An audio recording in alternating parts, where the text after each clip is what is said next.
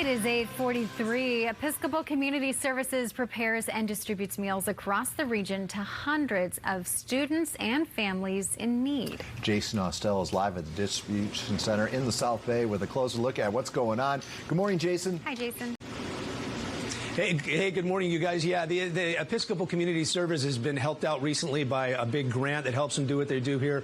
A lot of food insecurity here in the South Bay, and that's where they come in. Leslie Keller is the CEO of Episcopal Community Services. Mark Adkins is the nutritional director. Is that what the title is?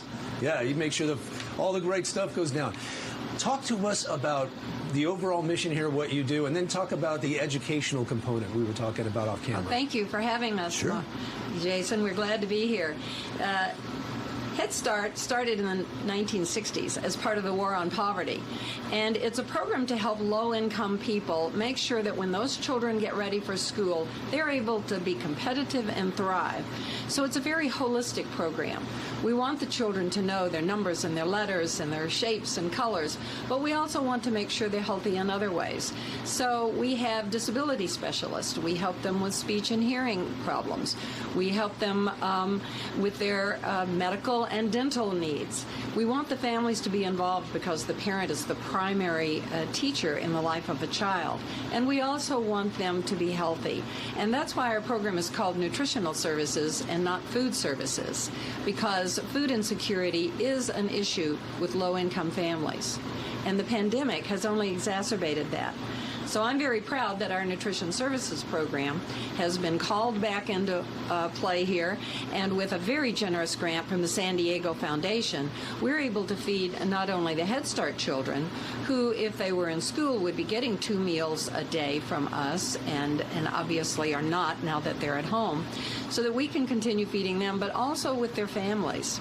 And Mark and his crew are preparing bags for about 100 families a day, are coming in and getting ready-made meals that all they have to do is heat up and serve.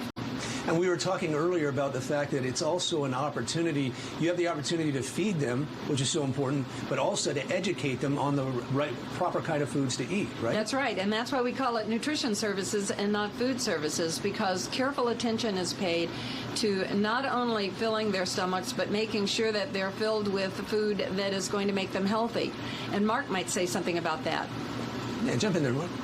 Yes, we do. We follow the CACFP guidelines with this Child Adult Care Food Program, and it requires us to produce food that's low in sugar, low in fat, low in sodium. So we teach them at a young age what food actually should taste like. And it gives them an advantage over other kids when they go to school, that they know what the proper food should taste like, the proper portioning, the overall content of the smell, taste, and crunch of the food. So we're very proud about what we do here. We think we rock, and it's just good to be part of this organization. It sure is. It's obviously a great service to the community. One of the most exciting things is to see a child discover a new healthy food, and then go home and we get stories back from the parents about the child saying, "Will you buy this food or that food?" And so they're teaching their families too. They're learning. It's great. No, it's great programs you got here. So this is a sample of the stuff you send home with them, right? So in our next report, we're going to let you show us how you're putting these bags together and making sure it's all nutritionally balanced and everything. Correct. All right, Mark. Great. Hey, great things happening here. Like I said, it's a small space, but there's big things happening here. We're live at Episcopal Community Services in the South Bay. Paul and Lauren, back to you. All right, Great Jason. work. Thanks, Jason.